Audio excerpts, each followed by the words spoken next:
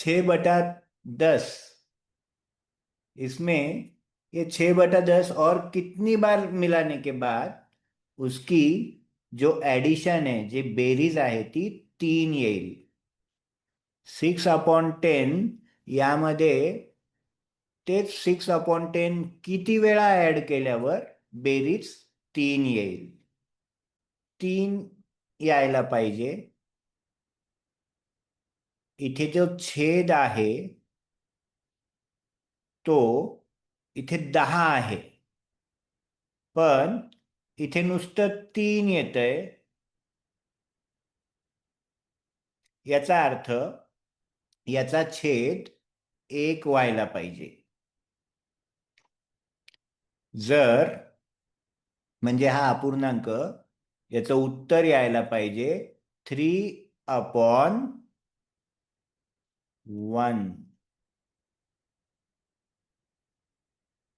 मग जर सेम छेद असेल 10-10, तर आपल्याला फक्त वरच्या अपूर्णांकामध्येच बदल करायचा आहे. जर 10 छेदाला 1 करायचंय, मी हा भागाकार खूप वेळा तुम्हाला दाखवला होता. जर इथे 10 असेल, त्याला डिवाइड करून 1 आणायचंय, म्हणजे 10 × 1 = 10. 10 × 1 = 10. मग वरती 3 येण्यासाठी आपल्याला इथे काय लागेल? 10च्या पाड्यात 3 आणण्यासाठी 30. म्हणजे मग त्याला 10 × 1 = 10 आणि 10 × 3 = 30. मग हे 3 आणण्यासाठी आपल्याला हे 6 किती वेळा वापरावे लागतील की ज्याचा आन्सर 30 येईल?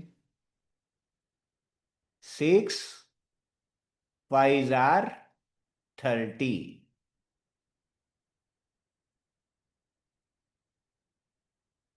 याचं उत्तर राहील 5 टाइम्स. 2017 मध्येच आलेलं हे गणित. 4/7, 7/4, 2/28 आणि 5/14 यापैकी सर्वात लहान अपूर्णांक कोणता? हा, 2/28.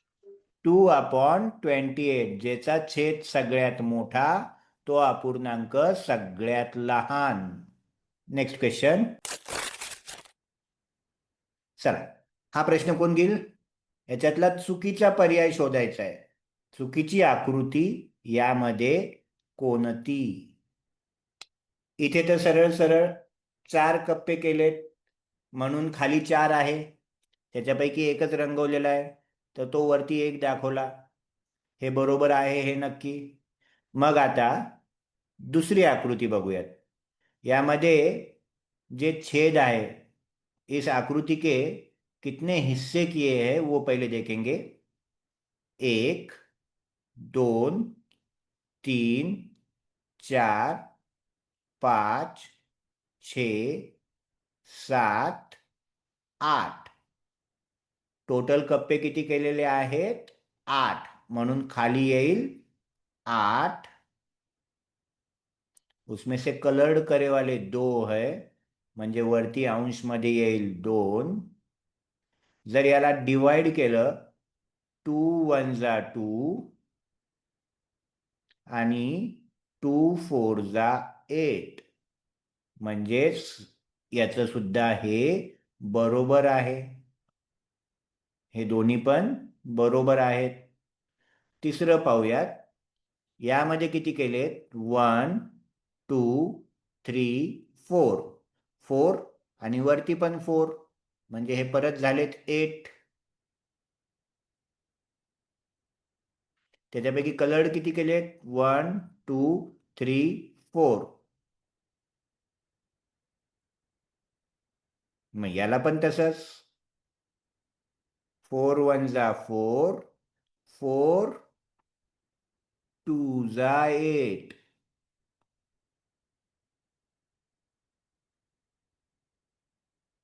1/2 यायला पाहिजे होतं, पण त्यांनी लिहिलंय 1/4. म्हणजेच हे चुकीचं आहे. ओके. तर पर्याय बरोबर उत्तर आहे पर्याय नंबर 3. आता हे तर एकदम सोपं आहे.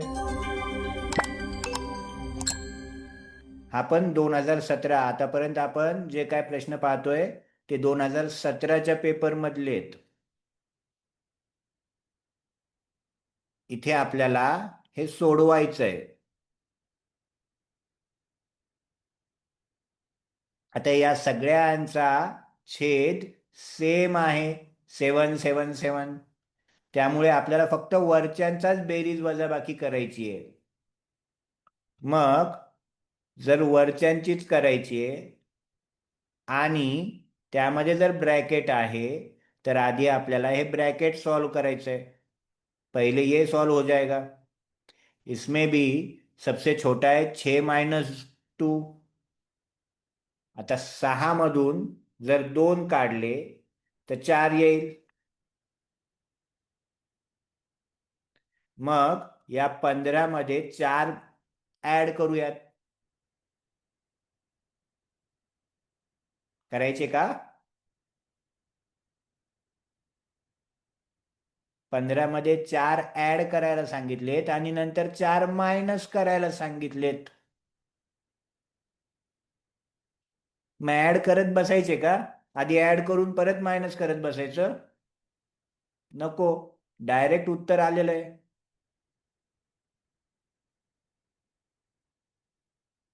जर हे 4 4 नसते, यांच्यापैकी काही वेगवेगळी संख्या असती, तर आपल्याला हे गणित सोडवत बसावं लागलं असतं. पण 4 ऍडही करायचे, 4 मायनसही करायचे. मग ऍड करत वेळ कशाला वाया घालवायचा? त्यामुळे उत्तर आहे 15/7. आपल्याला उत्तर 3 आणायचंय. 6/18. याचं उत्तर 3/1 यायला पाहिजे. त्यासाठी किती वेळा ऍड करणार?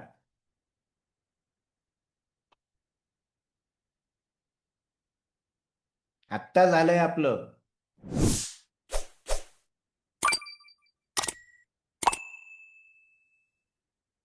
जर इथं 1 आणायचंय 18च्या ऐवजी, तर आपल्याला 18 - 1 करावं लागेल. आणि 18 - 3 8, 18 तिया कितना? 18 त्रिक किती? मग 18 - 3 = 54. आता आपल्याला इथे 6 आहे. 6च्या टेबलमध्ये 54 कितव्या नंबरवर आहे ते बघायचंय.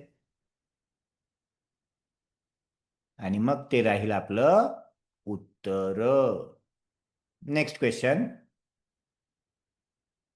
सोपं आहे एकदम. हे पण आत्ताच झालंय आपलं बोलणं. याच्यामध्ये चिन्ह कोणतं लागल सांगा. श्रावणी. सर इकडलं इकडलं तिकडलं नाही. नाही. नंबर. ऑप्शन 1, 6. ऑप्शन 2, ऑप्शन 3 का ऑप्शन 4? सर 2. 2. हा, का बरं ग? कारण नाही का, जी ती खालची संख्या राहते का, जी छोटी असली का ती मोठी राहते आणि जी मोठी असली का ती छोटी राहते. Very good. ज्याचा छेद लहान आहे तो अपूर्णांक मोठा असतो आणि ज्याचा छेद मोठा आहे तो अपूर्णांक लहान असतो. मग हे चिन्ह इथे लागेल. या चिन्हाकडे बघायचं पण नाही हा. त्याचा अर्थ काही वेगळा असेल, पण आपल्या कंपॅरिझन करताना फक्त हे 3 वापरतो आपण. नेक्स्ट साई. 33/88. का बरं रे? 33/88 का?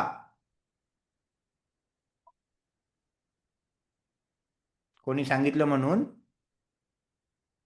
नाही सर. मग आरती. सर 33/88. का पण? 1 2 3 4 5 6 7 8. सर ते पूर्ण आकृती 8 आहे आणि ते रंगवलेला आकृती 3 आहे. पण मग ह्याच्यात 3 आणि 8 नाही आहे ना, मग 33 आणि 88. पण मग 3 आणि 8 नाहीये तर 33 का बरं?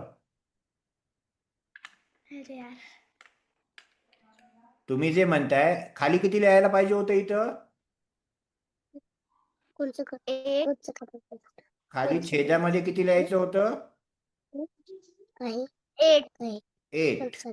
जेवढे भाग केलेत उसमें जितने भी पार्टीशंस किए हैं वो नीचे 8. त्याच्यानंतर आणि वरती वरती 3. वरती लिहायला पाहिजे होते 3, कारण त्याचे 3 कलर केलेले आहेत म्हणून. आणि आपल्याला प्रश्न विचारलाय रेखांकित आकृती. मग जर या पहिल्याला 11 नी जर डिवाइड केलं, 11 से अगर इसे डिवाइड करते हैं, 11 या 33 और 11 8 88, म्हणजे या अपूर्णांकाचा अर्थ होतो हा. 33. त्याच्यामुळे कोणचा हा? हे उत्तर बरोबर. गुड. नेक्स्ट. आता याच्यामध्ये आपल्याला पाव लिटर रोज घेतीये. 1 लिटरची किंमत आहे 50 रुपये. मग पाव लिटरची किंमत काढावं लागेल. त्यासाठी 50 गुणिले 1/4, 50 मल्टिप्लाइड बाय 1/4. पाव घेती रोजचे 50 रुपयानुसार, म्हणून त्याला मल्टिप्लाय करायचंय. मल्टिप्लाय करत असताना याला 4 नी या 50 ला डिवाइड करायचंय आपल्याला. 4 1 जा 4.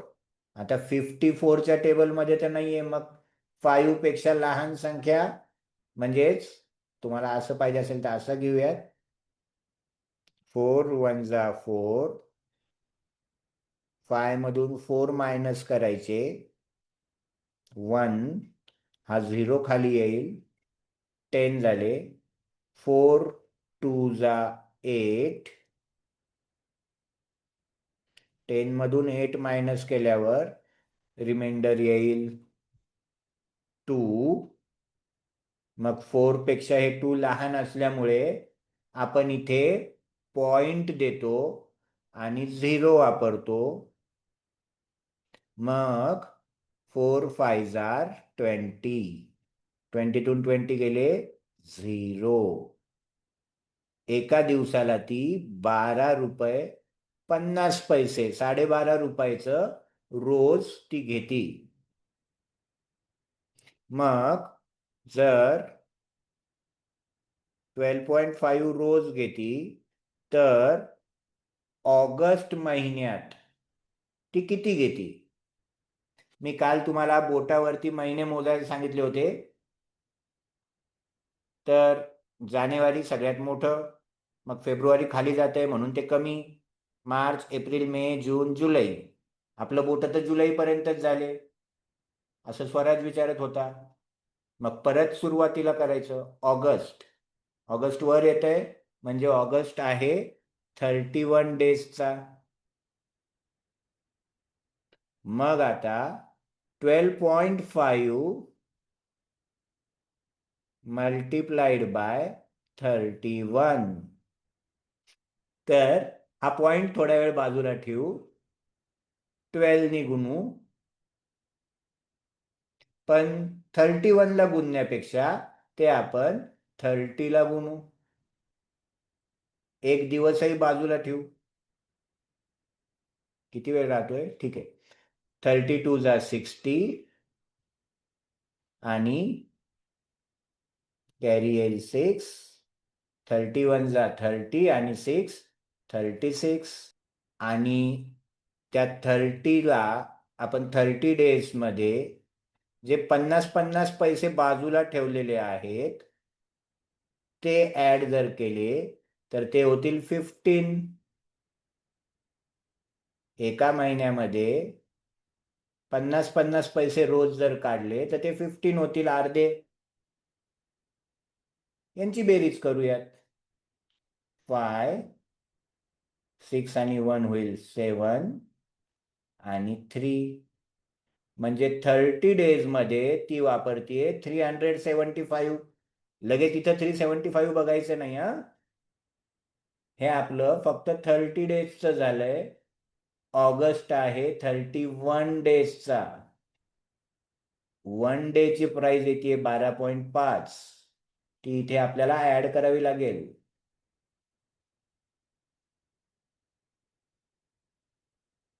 हे 0.5 परत बाजूला ठेवू. 5 आणि 2 7. 7 आणि 1 8. 3 जशाला तसे आणि हा 5 पॉइंट पण जशाला तसा. उत्तर आहे 4. झूम क्लासला जॉईन होण्यासाठी डिस्क्रिप्शन बॉक्समधील व्हॉट्सॲप ग्रुप जॉईन करा. भेटूयात एका नवीन व्हिडिओमध्ये. तोपर्यंत बाय बाय.